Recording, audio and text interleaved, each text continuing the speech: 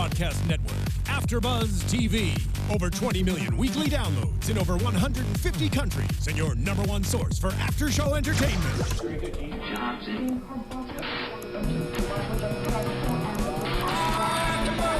AFTERBUZZ TV, the destination for TV superfans. Producing after-shows for over 300 of your favorite TV shows.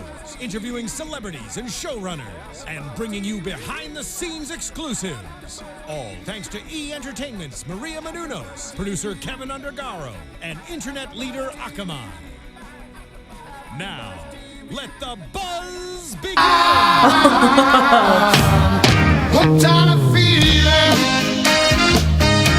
I'm high on believing. I just kind of want to listen to the song. I know. For the rest of the night. Hello, AfterBuzz TV fans, and welcome to the first episode of the Guardians of the Galaxy AfterBuzz TV After Show. We are covering the two-part pilot, Road to Knowhere, and Nowhere to Run, and that is Nowhere with K's because this is a series that firmly believes in its puns and whatnot. We love you, Megan. Yeah, well, for the most part, the panel is back together. We have Emma Fyffe. Hello, I am Emma Fyffe. That's my name. It's also my Twitter handle. Are you? Yeah, I am. How many definitely. F's? There are 3 F's in my last name. It is 60% F's, so that's EMMAFYFFE. That is all F's as in Fred. There are no S's as in snake, and that's where you can find me all over the internet, at Emma Fyffe. Dang. Please do that verbatim every time. Every time. Alexis Torres. Hey, everybody. You can find me all over social media as atorres890. And I am Katie Cullen. You can find me on Twitter at Kiaxet. That's Kiaxet. We have another alphabet soup hashtag for this show because I cannot get enough of the alphabet soup hashtags. It is ABTVGOTG. So, Guardians of the Galaxy, super easy. So what did we think of this show overall? What did we think of this hour-long pilot? You know, I have mixed feelings about it. Uh-oh. Because overall, I liked it. I really liked that it kept that same kind of tongue-in-cheek, get by the skin of your teeth kind of tone that was established in the film, even though this isn't related to the film. However, could we, there were so many times that I wanted to just, pause and rewind, because I was like, wait a second, I missed something. Right. Yeah. It was just breakneck speed the entire time. The pacing was frenetic. It was crazy. Yes. Mm-hmm. I felt like every individual scene lasted 45 seconds at the most. Okay. Yeah. That's what it felt like. I was like, okay, this is not... I feel like we're just intercutting a lot. And I'm like, what's happening? Where are we right now? Well, and part of me was like, all right, I realize I've been in 6 different time zones in the course of the past 2 weeks. So maybe I'm just very tired and I don't know what's happening. But no, I'm glad to know I'm not alone and being like, can we just slow down? Just slow down. It's they were trying to get, I felt like, too much plot. They were trying to get 2 hours worth into 2 episodes. Yeah. These are 22 minutes with commercials, so not enough time. That's what I thought was crazy, because I didn't realize until I watched them both at the same time, which it was already like that. There were so many commercials in between that if you took out all the commercials and only put the episode together, it would roughly be less than 45 minutes. And I was just that was way too much. 22 minutes apiece. That's your usual 30-minute episode. Yeah. I felt like it was trying to do the movie in 22 minutes. I was just holy crap. But I wonder how it's going to be when we get into the future, when we get into further episodes, because this was, here's your characters, here's their backstories, here's everything you should have known about the movie, but if you are, under 13, we're still trying to get you to watch the show, but you probably haven't seen the movie because it's definitely not suitable for extremely young audiences, despite the fact that they marketed a bunch of toys, because Marvel, what are you doing? Well, it's a complicated... I'm trying to find the right word to describe. It's a complicated thing. It's a line you sort of dance with Guardians of the Galaxy, in that you have 3 of your primary characters, so Star-Lord, Gamora, and Drax, who are all very adult characters. They have very adult backstories. There's a lot of guilt and complication involved with Gamora. Star-Lord has a lot, exactly, and Daddy issues. Daddy so issues. Much death. Exactly, and you know, with Star-Lord, it's a lot about him. And Star-Lord with the daddy issues. Well, That's Star-Lord what I was with the going Well, for. I mean, Gamora's got daddy issues. Gamora's too. daddy issues are that she wants to kill him. Well, yeah, but that's a daddy issue unto itself. But I mean, and you know, so much of Star-Lord's story is about like hooking up with ladies and, you know, like being sort of a scoundrel, which is not really a kid-friendly character. But then you have Groot and Rocket, and you know, Rocket is not necessarily a kid-friendly character because Groot is. But Groot is super kid-friendly. Groot is the mascot, so when he hulks out in these episodes, it's kind of like, I'm sorry. okay, bad things occurred. Well, and I was freaking out when that happened. I was like, I know, right? Yeah. The end. Like, I was like, I'm not ready. So it's a difficult line that they kind of dance of being like, all right, we want to maintain the integrity of these kind of roguish, complicated characters, because that's what makes Guardians of the Galaxy so much fun, but we also have to water this down for kids a little bit. I think they're trying to go for what DC got when they did the 93 Batman series and when they had Justice League follow it up. Yes. Is something that younger kids can watch and kind of get it, but you hit the teenage market like crazy. Yes, I felt that way as well. Because I was going to say, I'm actually rewatching Justice League Unlimited right now, and there's a lot of, like, undertone adult stuff that I was like, whoa, I don't remember any of this growing up. Well, I think Unlimited was much was more geared toward adults. Wrong franchise. Yeah, you know what I wrong mean. comic company, wrong. But, you know, this is even- our basis of comparison. Totally. Yeah. Because DC has cornered the market on animation. Absolutely. And this is Marvel. This, and I think Amazing Spider-Man is what we're on now. That's not Ultimate. We also have Avengers that is still going as well. That's true. Yeah. They stopped. Earth's Mightiest Heroes was canceled, and they Yes, it replaced was. it Yeah. with Avengers Assemble. Avengers Assemble. Yeah, that's exactly what it You is. are correct. Marvel is trying really, really hard to get into the animated universe because that hasn't been their strong suit recently. No. So this is yet another one that's working off the marketing and the tone of the film. It's very much the spiritual successor, but it doesn't go into the MCU. This series doesn't. And we know that with Star-Lord's parentage, which I wrote in my notes, but not on the board, so I don't have that handy. Help me out here. What was it? He's part StarTax. Yes, there you go. Thank you. Yeah. That was the thing I could not get. And evidently that's from the comics, but the MCU is going a different way. Like the movies are going to do something else. I had also heard that. And Cosmo is straight from the comics. Yes. And bless Cosmo. I wish they'd taken him with them. I know. I wish we love could Cosmo. keep him. And he was so funny and specific. And that's what I really liked about that character. I was like, all right, this is weird. This dog is telepathically communicating with a Russian accent. And then when he was like, I was part of the Russian space program, I was like, yes, I love it. Yes. I love it. And I just love how he kept calling everybody my comrade. I was like, yes. I absolutely loved, because Cosmo is the retriever. Like, Yes. Okay, that was an amazing pun. I will admit that. I was okay with everything that came out of that little dog's mouth. The one person that would have gotten it was not in the room at the time. I know. Retriever is species of earth dog. It is not funny if Cosmo has to. It's a main joke. I'm like, bless. And that's James Arnold Taylor, who also did the voice of Yondu. Okay. That She did a man is really a good vocal job. chameleon. And for Yeah. those of you going, James Arnold Taylor, if you watch the Clone Wars, he's Obi-Wan.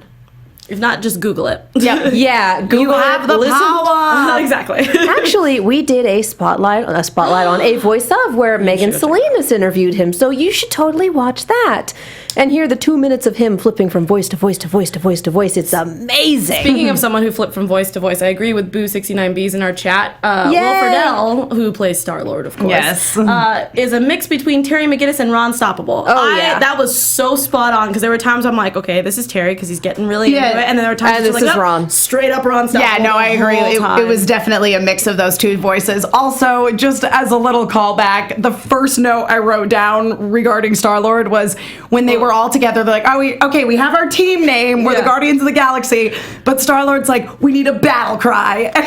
and as Bumblebee was obsessed with in Transformers Robots in Disguise, and Will Friedle also did his voice. So basically the moral of this story is Will Friedle is obsessed with battle cries. My notes on that are all in caps, and it says, "What is it with Will Friedle characters for serious?" It's there's going to be a tweet after the show, and I'm gonna be like, dude, what's up with that? Why are you Your obsessed? battle cries. And Relax. come on. Yeah, it's actually on his resume. Obsessed with battle cries. Is it? Put it on the job apps. Well, for now, we'll get it. We'll get a battle cries. Needed in my life. I don't know. That does sound like something he would do, though, just for fun. But It's been a very long Monday. Renji in the chat says it's Spartax, not Startax. Thank you. Sorry about that. Like Sparta with an X. Right. I knew it was vaguely like Artax, which No, you're correct. is like character in Never-Ending Story. Thank you, Yes, Marissa. I don't know who's Thank emceeing, you. but I that love was you Marissa. right now. I know that's her board by heart. Bless you, Marissa. I think that was an autocorrect on my my notes. My notes also just kept trying to autocorrect. I was Yeah, taking them on the Groot. iPad, and they just could. Yeah, Groot on my computer says groove, so it looks Yeah. really weird. I am Groot. Every am time I wrote Groove. down the word Yondu, it tried to autocorrect it to fondue. I've gotten Yolanda on mine, and I was like, Yondu is not Yolanda. How dare you? No, I did write Spartax. I'm just crazy. As I said, guys. Many different time zones and climates. Therese got on here, and she's like, I miss. Is she in the live chat? Because I got the tweet. She's on I'm Twitter. about to read her tweet that she said I miss M. Whipple as a weekly guest on. Yeah, okay, it's a different show, but I love seeing that 'cause we're just talking about Battle Cries. Anyway, We were just talking about Transformers, and there's the line producer for. Is she know, line yeah. producer or animation producer? yeah. There's the animation producer We from love Transformers. Therese, I don't know if you're You're the watching this, best, but you're Therese. great. We adore you. You have perfect timing. Anyway, Moving on to actually talking about the show. Yeah, there was.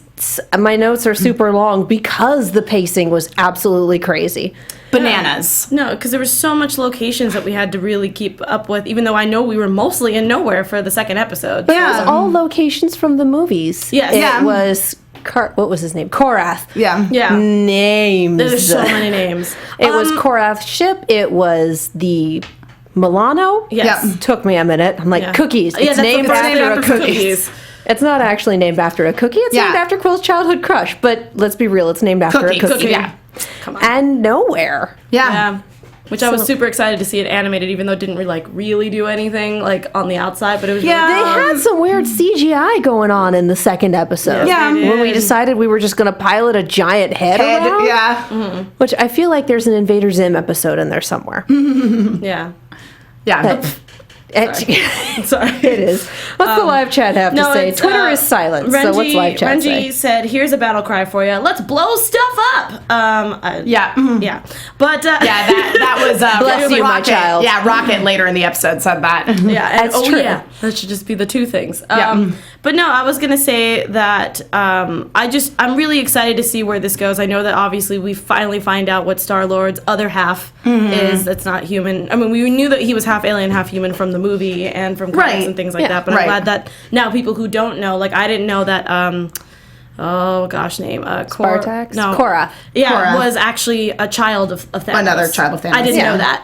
So, because obviously in the movie we don't get to really see him that much. Right. So I thought he died in the movie. I don't think he did. I think there was a moment where he was in the battle, but I don't think he actually died. I can't remember. Well, Really? again- Because I'm fairly certain they shoved his head against like an electrical they? generator, and he Well, was. you know, also- death is pseudo-temporary. I mean, Groot died like 5 times you. over the course of this episode, so...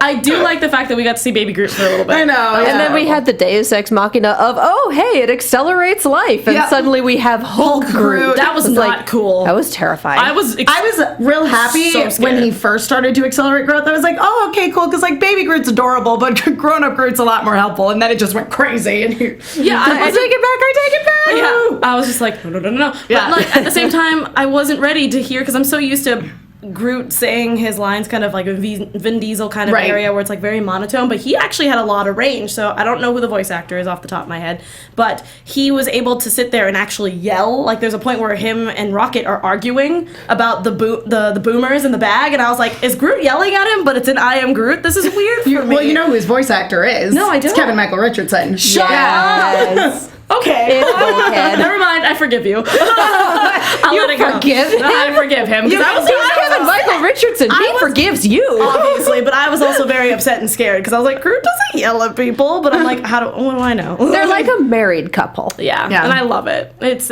as a Friends fan, they're my Joey and Chandler to me. Yeah, I think again it's because the characters of Groot and Rocket translate so well to a kids show that Yeah. I really enjoyed all of the stuff with Yes. this. Oh, yeah. Yes. They were a lot of fun. Even if Rocket got a little catchphrasy sometimes. Yeah. Yes, well, he did. and overall, I have to say, I do like the slightly toned down versions of the characters. Like it was they only dialed them back a little bit. Yeah. And ultimately, I thought that by dialing Gamora back a little bit and making her a little less stoic, if you will, by giving her a little bit more of an emotional range, like I thought she was really fun. Yeah, she was also really sarcastic. Yeah, I wasn't expecting that. I was like, all right, Gamora, there was a little more humor to her character, which I really enjoyed. I wanted more inflection in the voice. And it's, me too. And it's Vanessa Marshall, I believe, and she is a wonderful voice actress. Absolutely adore her. Yeah. But she plays Hera in Star Wars Rebels, and so that's what I'm used to hearing. So going to Gamora, who is much more on a single level, is like, wait a minute, wait, what? Okay. Boo69Bs was like, the Incredible Groot. But no, I completely agree. I think everybody did really well for what they were given, especially since with us, Will Friedle's voice is such an iconic voice with all the stuff that he does, that, you know, the fact that we can pick out other characters. But I think they did a really good job adding a little bit more humor for the kids and for us. Oh, yeah. Emma, what have you got? But I was just going to say, Alexis Boo69Bs asks you, who's Joey and who's Chandler with Groot and Rocket? Oh, I don't know. I guess Chandler would be Rocket because he's the smart one, and Joey would be Groot. Because, I'd put it the other way around. Really? Oh, yeah. Yeah. You really don't think Groot's the smart one in this relationship? Actually, you know what? Now that you bring that up, I would probably have to switch them. Yeah, okay, yeah. Because Rocket can, no, you're okay. Yeah. I'm with you on that one. And we basically focused most of this episode around the Spartax. Spartax. Right, I really should have put that on the board. Sparta. We focused a lot of that on Quill and the Spartax heritage, how this box was Spartax made, and it has a DNA key, much like his sidearm, and they're all keyed to him. And why is it keyed to him? We just don't know. But it was very much, you are the key, you are the this. We got this close to Chosen One terminology, and I'm glad we kind of skirted away from that. I was waiting for it. And then him turning around and being like, you can't kill me. Your boss needs me. Yeah, he'll be angry.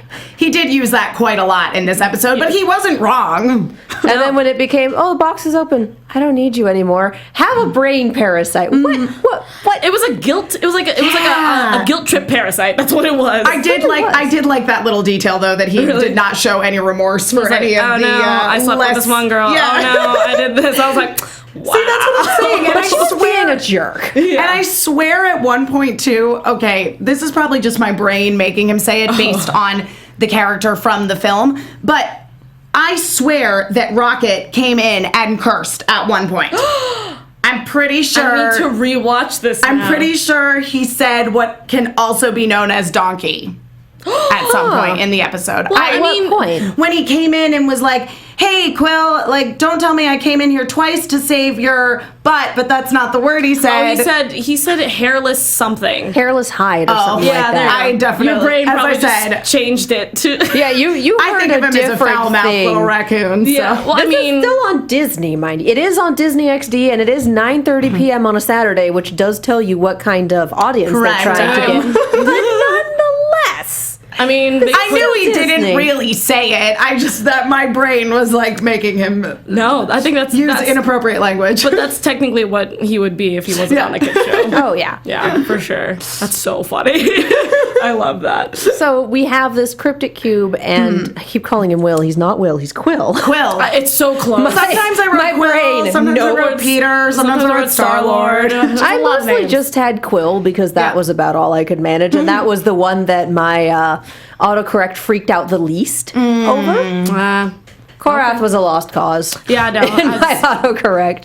And his role seems to be to get thrown around a lot. Yes. Yeah. And I was laughing at this in the whole scene with the guilt parasite, which, why does this creature exist? What trick of evolution brought this thing about? And does it feed off of Also, it? there I was have too many questions about a tiny organic plot device. And there were so many of them. Did you see it when Yondu used his, I always forget what it technically is. His arrow. Yeah, His aerial I arrow. was like, it's his arrow, and he like broke the glass, and then just like a horde of them fell out. I was like, who's just like breeding these guilt parasites? Yeah, Like, I wonder if whose they're job is that? contraband. Maybe. Yeah. I was sitting there like, okay. This I is feel weird. like we Hella saw convenient. I feel like we saw too many of them for them to not come back, but at the same time, this is a kids show, so I may be overanalyzing things. Yeah, well, it was also really super convenient for this bit. It's like, the guilt parasite. But Korath just spent the whole time throwing this around, throwing the parasite, throwing the box, throwing the this. So then when the cavalry comes in, he gets thrown around. I'm sitting there going, turnabout's fair play. Yeah. Oh, nice. Yeah. Just like, That did not even hit me. I was just like, all right. Well, and I liked that we saw the scene where he contacted Thanos and was and he's like, hey, I got him back. Everything's cool now. And Thanos is like, really? Didn't know you lost him in the first place. long distance electroshock. Go. I think that was the one thing that I did like, and I'm really excited for, hopefully, for the rest of the season, is that Thanos, obviously in the movies, we don't get to see much of him. No. He's like a mysterious man who comes in and out of movies. But I love that he's just here. Just he's here. Yeah, I was really excited that we just got Thanos in the first episode right away, because I feel like within the Marvel Cinematic Universe, even though this is not part of it, we've just been teased with a little bit of Thanos for so long that coming into this show and having Thanos right from the get-go doesn't feel like, oh, they introduced him too fast. Yeah. Because for the MCU, they made him a big bad for everything. Whereas for Guardians, Thanos has kind of been their antagonist in the comics for a good long time. while. Yeah. So it makes sense just to have him. I'm not sure I like what they did with Drax in contrast to that, because everyone else got dialed back. He became almost one note.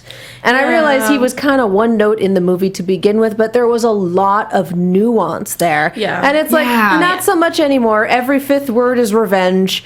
The best part was the kangaroo joke. That was the awesome. best. Yeah. But everything else is just like, revenge this, revenge that. And I'm like, I feel like you tried this already, and it really didn't work out. But I think that's what they were trying. Again? I think that's what they were trying to show, is that the fact that, because we don't really know where in time, because of the fact that it's not part canon, part of it, that the fact that they're just really showing that this is what is on his mind right now, and he needs this to be done. Even though in the movie, that's why I love that actor, which again, mind is not working.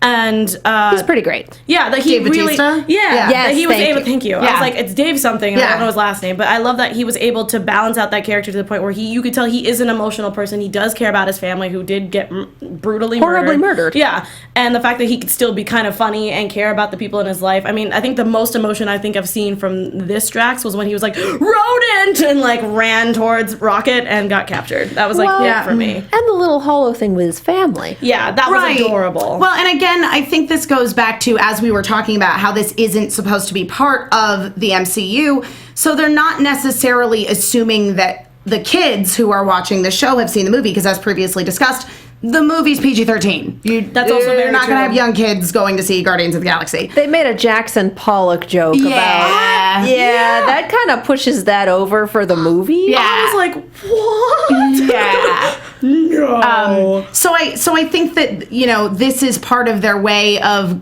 reintroducing the characters, and I think that's why they were so stuck on the revenge thing with Drax, and I'm hoping that might let up a little bit as we continue to get into the series. We'll have to see how episode 3 goes with the pacing, with the editing, I know. with the this is a lot of information to get right off the bat. It felt like, I think we discussed this earlier, it felt like they were trying to do 2 hours worth of content in 45 minutes. Yeah. Honestly, I think Cosmo was handled the best. And part of it's because I'm super biased, because Cosmo is amazing and I adore him. He's adorable. And part of it's because we didn't need to do anything with him. We got his backstory out of the way in 2.5 paragraphs interspersed over things, and then he was just a wisecracking Russian dog who knew more than pretty much everyone in the... I love it. Yeah, it was great. And because they didn't feel the pressure to do so much with him, it was natural, it flowed, it was hysterical. Yeah. Again, I love him. Yeah. And hopefully now that we have they were raised as brothers under Thanos, maybe they don't have to call each other brother and sister all the time. We get it. Yeah, we got it.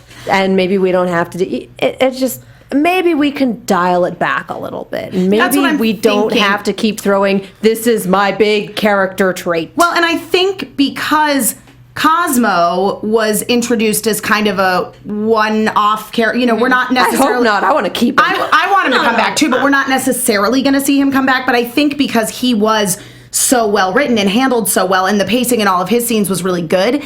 To me, that makes me optimistic for where they're going to go with it now. But I feel like they were just like really over-exaggerating all the character traits of this, being like, this character is this character is this character is this. I feel like that we just need to wait until after this giant two-parter that we had. And see how the characters were done, because of the fact that we were just trying to make sure that the kids understand these are what their goals they want to accomplish. You know, Gamora wants to kill this and this and this and this. But I feel like at the same time, because we did get to see a glimpse of that little not Mr. Brightside, but the little things that they're obviously still are love and are good about, like Drax's family and things like that. We'll definitely get something. And Quill hallucinating his dead mom. A lot. Like, it was like over repetitive. But I mean, I'm actually excited to see how his mother, because I haven't read the comics, and I would like to see how his mother and his father's relationship I'm looking forward to seeing them exploring that.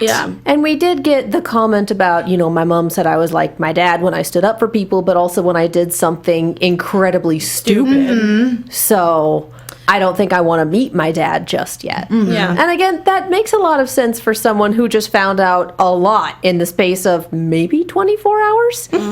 Yeah. It's a lot to take in. Yeah, a lot. And it's Quill, and he's spent a lot of time not dealing with things. Yes. And I think that was made very evident in this episode. That was handled really well, I thought. Yeah. I just want to bring up, in regards to us talking about them introducing the character of Cosmo, Renji9998 says, first Cosmo, next Howard the Duck. Can we put Howard the Duck in there? I don't think we can, right? I was like, let's not do that. I remember that movie. That was... that was a time. They have the license. No, they do have the licensing for it, for sure. In my brain, I'm thinking... But kids show. Yeah, I was like, that's not really kid-friendly. If you don't know what Howard the Duck is, please go Google it. Unless if you're young. over the age of 18. Howard the Duck. Yeah. Sounds like a kid's movie. It isn't. It's not. No. So really, and it was George Lucas, wasn't it? Oh, yeah. Oh, yeah. Oh, yeah. He kept Howard the Duck and disowned the Star Wars Christmas special, which tells you a few things about the Star Wars Christmas special. Well, I'm just going to be here sipping my tea. But that's none of my business. Anyway. So we've knocked out quite a bit. I loved Knowhere coming alive. I did too. So cool. That was really cool. I loved the cosmic laser eyes. Not gonna lie. That is the so cool. 10-year-old child in me going, yes, lasers. Yeah, I wanted to be the one driving Knowhere, just sitting there, just like, and just like blasting things. Like, my 10-year-old self was just jumping around. Yeah, and I liked that in them dealing with how they were going to pilot Knowhere. Obviously, Quill went off to go do it on his own, of course, and then Rocket's like, "You always were a lousy pilot," and and it was about the teamwork. I love me some teamwork kind of shows. And Cosmo just telepathic override, so much easier. Yes. Bless that dog. Yeah, it was great. But yeah, and everything had to be teamwork, and even dragging Drax away from his revenge that he may or may not have been attempting to get. Yeah. Just the, I will not be denied my revenge, and Thanos says, you will be denied your life. Like, dang! Give that man a mic to drop. That was another thing where, like, this again goes back to the crazy pacing where it was like, I looked down to type a note, I looked up, and suddenly... Yeah, we were doing something and totally suddenly Drax was with Thanos. I'm like, how did we get here? How was he? My notes say, Drax, don't be an idiot. Drax, you're being an idiot. Also, how are you breathing in space? I will have my revenge. Alien? You're going to get yourself killed. Good job. Alien? He's an alien? That's why he can breathe? I don't know. I mean, I love that kind of had to make sense, but like that, I love the part where he's like, there's a hole in the ship and he had to like put his body into it and it made the fart noise and he was like, that was not me. Yeah. So speaking of Drax, that's the one that I loved from the movie, was that I miss that comedic timing that he had of like not understanding what metaphors are. Totally. I want them to put that in the show. I know we didn't have time for that because we were trying to build world here, but like at the same time, it was so. Yeah, well, he didn't get the retriever joke, and then he had the bit with "I would like to meet a kangaroo. They sound like ferocious warriors." Yeah, just like but that was it, and I was like, I need more of that. Yeah. I hope that we will get more of that once we move further into the series, and we're not like, here's all the characters, here's all the set pieces, here's all the other fit and our villain, and that the last possible second we're going to set up the premise for our series and go. Yeah. Because it turns out the box is a Titan AE style map. Thank you. Yeah. To the Cosmic Treasure Seed. Planet. I was like, oh my god, this is Treasure happening. Planet, that's a little more that was the accurate. first thing I was thinking of. I was like, of course it's a map. I knew it. Yeah. Jim Hawkins, where are you? Yeah, right. No, because I mean, at the point that he opened, when he did actually open the cube, There's nothing in it. the crypto cube, that's what it was. There was nothing in it, and I had a moment of being like, all right, where did that? Because again, it was like who had it. Yeah, I was like, where's the seed? Okay, and then I realized, oh no, wait, it wasn't in there. And of course, the plot is we're gonna go find the seed, maybe. Most We're likely, gonna go all over creation with this map, trying to find things and righting wrongs and triumphing over evil. I don't know. Well, that was a theme that they kept bringing up. I like that they brought up like, oh, are you a hero or are you a Outlaw. Outlaw. Yeah. You can be both. Wait, no, I'm 100% hero. Right. Yeah.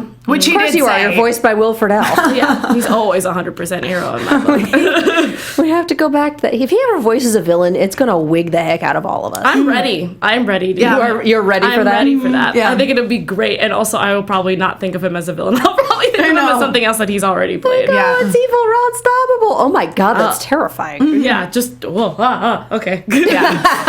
And there it is. Yep, broken. Katie does this at every show that we've done. She's broken me. She's done it again. At least once, I regret nothing. I love the one-liners. The one-liners were beautiful. Really Yeah, good. so- Let's give him what he wants. The box is useless. So is Quill, but I'm not going to give him Yes, up. I wrote that one down Bless. too. Yes. I also wrote down, fine, I'll turn myself and the box over to the crazy dude with the raisin face. And then the you will be denied your life rejoinder.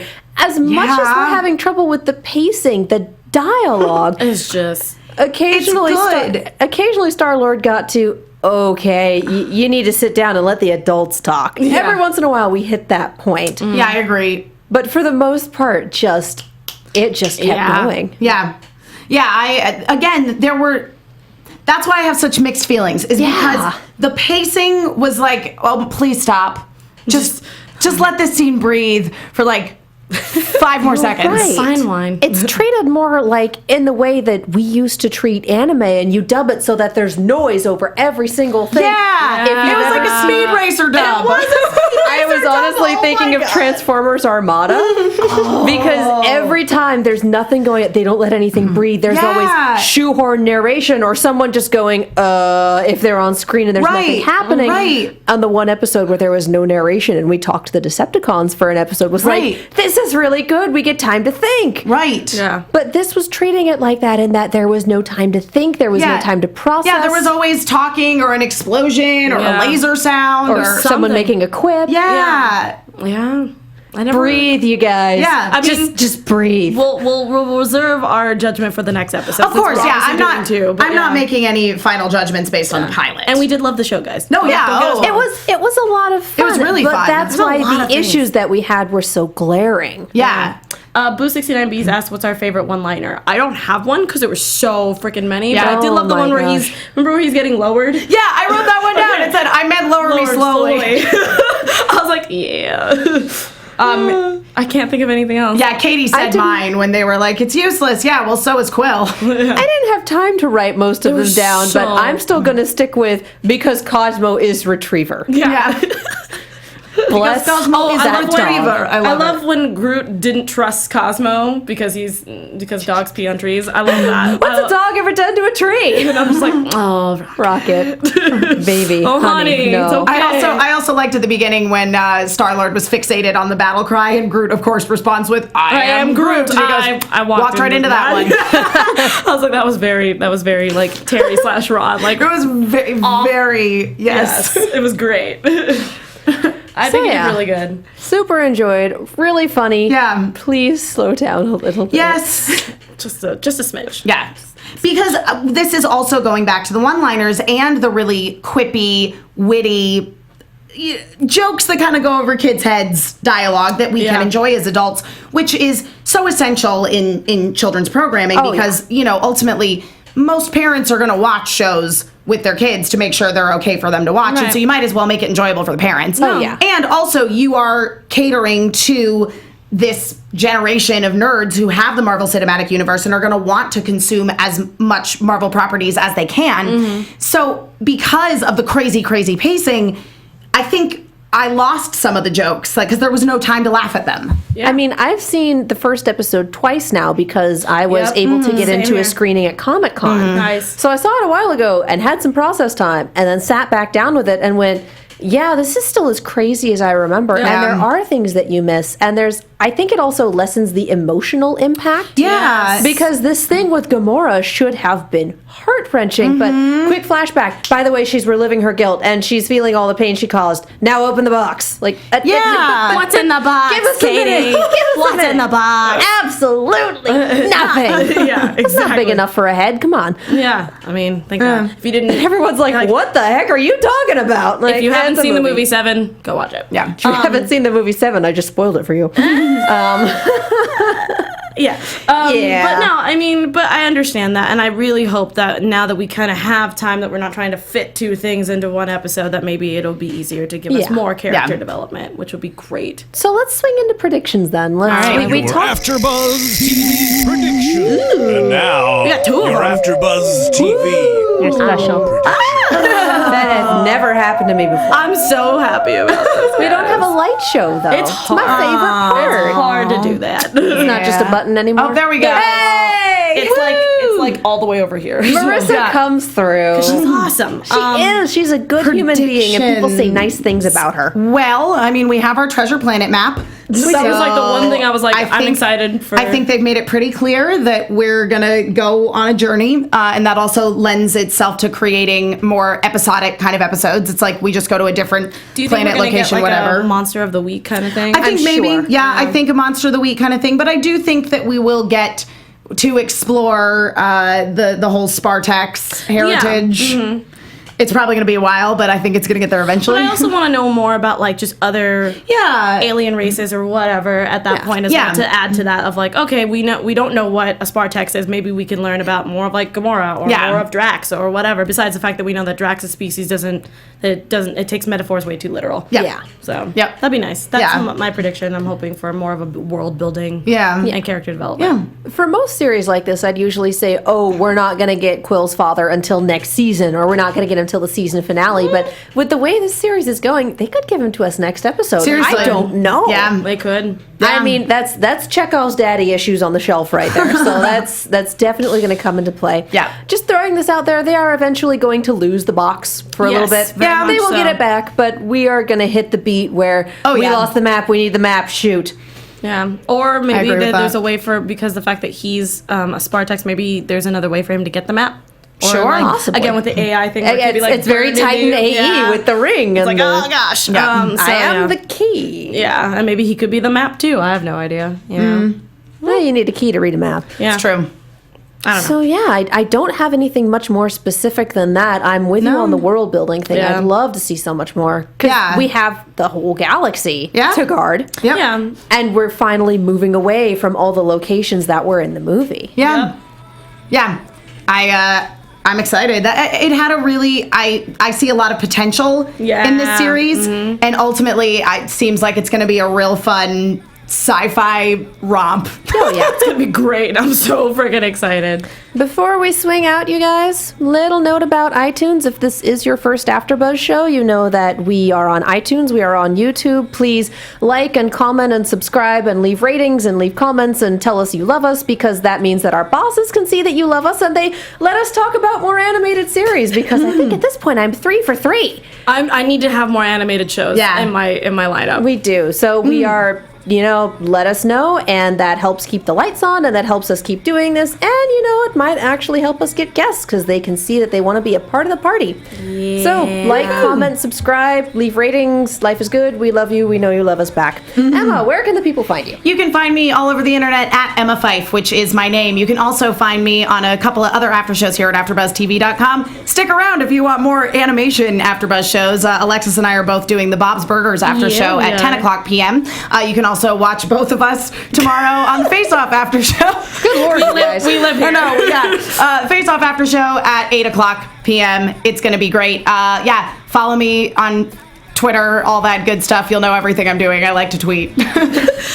You can find me all over social media as ATorres890. I also have a weekly vlogs called Hump Day Vlog. Don't get dirty about it. I do it on Wednesdays. And I'm actually doing a Q&A in 2 weeks. So send me your questions. You're going to use the hashtag AskATorres890. But also follow our other channels here because you guys know me as the person in the booth, who's usually Marissa and other people there, at Popcorn Talk for movies and Black Hollywood Live for entertainment. And I'm Katie Cullen. You can find me on Twitter, Tumblr, and Instagram at Kiaxet. That's Kiaxet. I am also Kia Prime on Snapchat. Feel free to add me if you like cats and Disneyland, because that's mostly what goes there. Yes, all of the cat pictures. She knows. She gets them. I know, it's the best.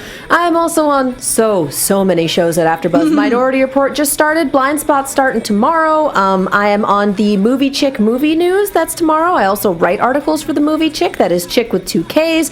I'm on the Muppets. Arrow is starting. Z Nation's in full swing. My life is crazy right now, but I love doing shows here, and we love hearing from you guys. We also check the hashtag even when we're not live, so if you want to talk to us, ask questions, it is ABTVGOTG. Thank you guys so much for watching, and we will see you nowhere. Nice. From executive producers Maria Menounos, Kevin Undergaro, Phil Svitek, and the entire AfterBuzz TV staff, we would like to thank you for listening to the AfterBuzz TV network. To watch or listen to other after shows and post comments or questions, be sure to visit AfterBuzzTV.com. I'm Sir Richard Wentworth, and this has been a presentation of AfterBuzz TV. Buzz you later. Views expressed herein are those of the hosts only and do not necessarily reflect the views of AfterBuzz TV or its owners or principals.